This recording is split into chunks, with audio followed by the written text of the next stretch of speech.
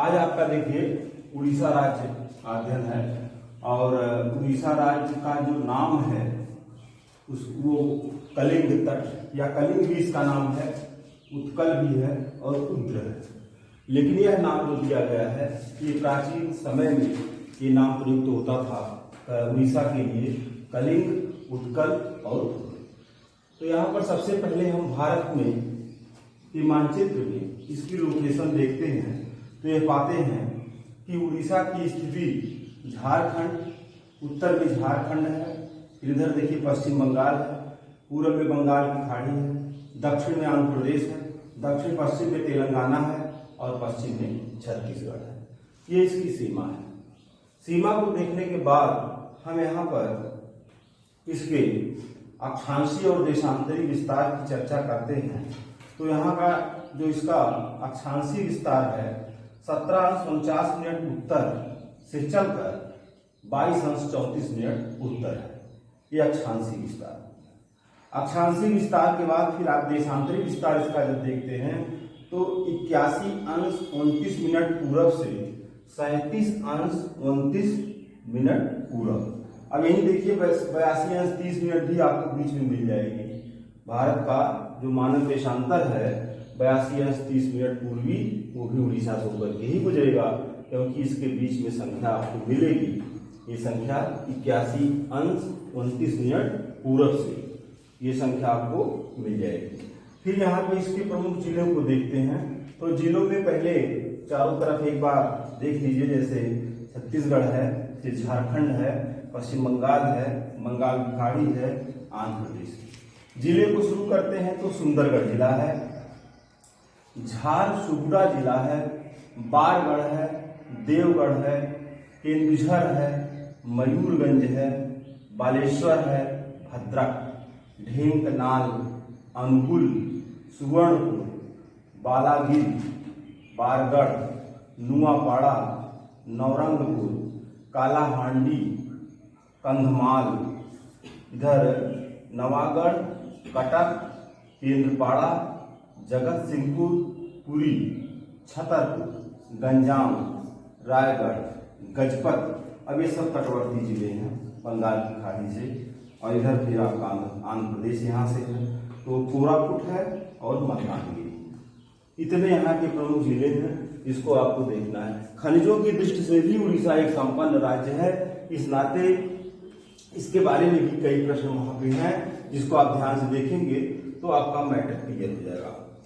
1 अप्रैल 1936 में अंग्रेजों के समय में एक पृथक राज्य बनाया गया था, जबकि स्वतंत्रता के उपरांत 19 अगस्त 1949 को नया राज्य बनाया गया। अब इसका क्षेत्रफल देखते हैं तो 1,55,707 वर्ग किलोमीटर है। राजधानी इसकी भुवनेश्वर है। जनसंख्या 4,19,47,358। ये सब जनगणना का जो आंकड़ा है ये 2011 का है। लिंगानुपात 979 है। जनसंख्या घनत्व 270 व्यक्ति प्रति वर्ग किलोमीटर है। जनसंख्या वृद्धि दर 14% है और साक्षरता 72.2% है। कुल जिलों की संख्या 30 है, भाषा उड़िया है। फिर यहाँ पे देखते हैं तो ये मानचित्रीकरण में दिशा आपको दिखाई गई है और इसमें दिशा उत्तर दिशा है ही है, तो इसी के साथ साथ ये भी बनाया गया है उत्तर, दक्षिण, पूरब, पश्चिम, और ये उत्तर और पूरब का क्षेत्र है। तो उत्तर पूरब में यहाँ पश्चिम बंगाल अंकित है और सब उत्तर, दक्षिण, पूरब, पश्चिम के स्थान है। फिर विधानमंडल एक सदनी है, 2 सदन है नहीं, विधान परिषद अर्थात नहीं है। विधानसभा की 147 सीट है, लोकसभा की 21 है, राज्यसभा की 10 है। वन क्षेत्र 51,619 वर्ग किलोमीटर क्षेत्र पर है। कालाहांडी यहाँ का जो जिला है, कालाहांडी जिला सर्वाधिक सूखाग्रस्त जिला है। ये वृष्टि छाया प्रदेश में पड़ता है। इसके पूरब में पूर्वी घाट हो जाता है, जिसके कारण ये वर्षा प्राप्त नहीं कर पाता है। इसी के कारण से सूखा क्षेत्र होने के कारण भारत का इरिट्रिया अफ्रीका महाद्वीप का देश है, उसी से इसकी तुलना की गई है भारत का इरिट्रिया। फिर देखिए कोणार्क से प्रश्न अधिकांशतः पूछे जाते हैं। उड़ीसा में पुरी जिला है और पुरी जिले में सूर्य मंदिर है और उस सूर्य मंदिर को गंगवंशीय शासक नरसिंह वर्मन के द्वारा उसका निर्माण किया गया था। तो ये पॉइंट आपका महत्वपूर्ण है और परीक्षाओं में पूछा भी जाता है। फिर गंगा माथा, पर्यावरण की दृष्टि से अब ये प्रश्न बहुत महत्वपूर्ण हो जाता है। कई बार इसको भी पूछा गया। गंगा माथा को केंद्रपाड़ा जिले में स्थित है और कछुआ प्रजनन के लिए ये प्रसिद्ध है और यहाँ अंडमान से कछुओं की प्रजाति ओली बिजले आती है। फिर अगला स्थान है गुरु महिसानी।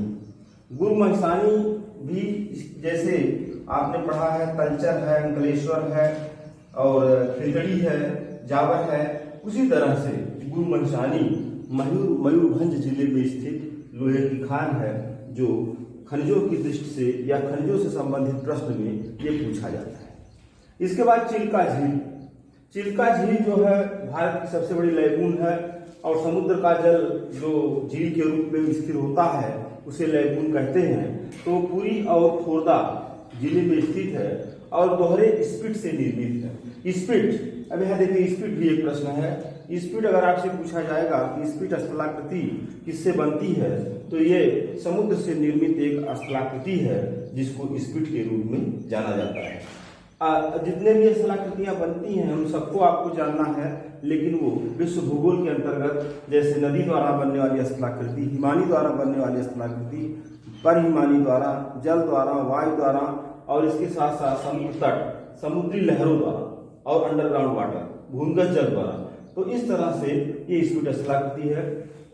फिर आप आते हैं पारादीप। पारादीप एक बंदरगाह भी है और बंगाल की खाड़ी में स्थित है। महानदी और बंगाल की खाड़ी का जहाँ संगम है उसी संगम पर पारादीप स्थित है।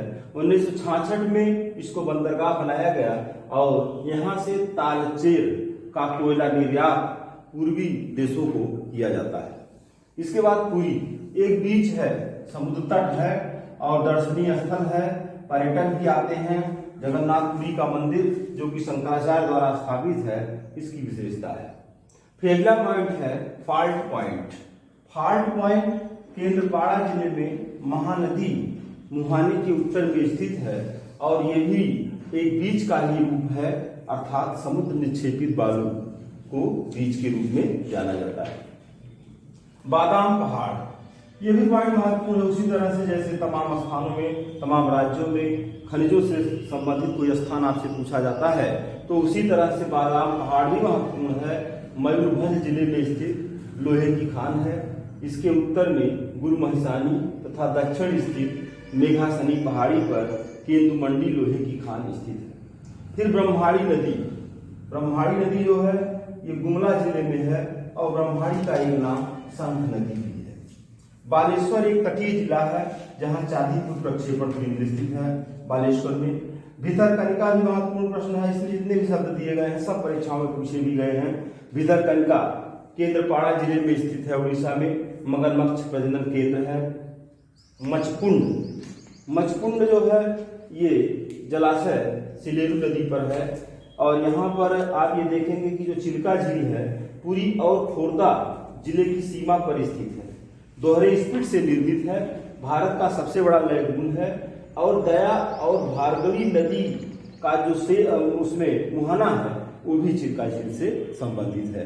दया और भार्गवी नदी का मुहाना। तो इस तरह से आपने इतनी चीजों को देखा। फिर आप आगे देखते हैं सिमलीपाल। सिमलीपाल मयूरभंज जिले में स्थित जयमंडली भंडार के लिए प्रसिद्ध है और इसे 1994 में जयमंडली भंडार के रूप में घोषित किया गया।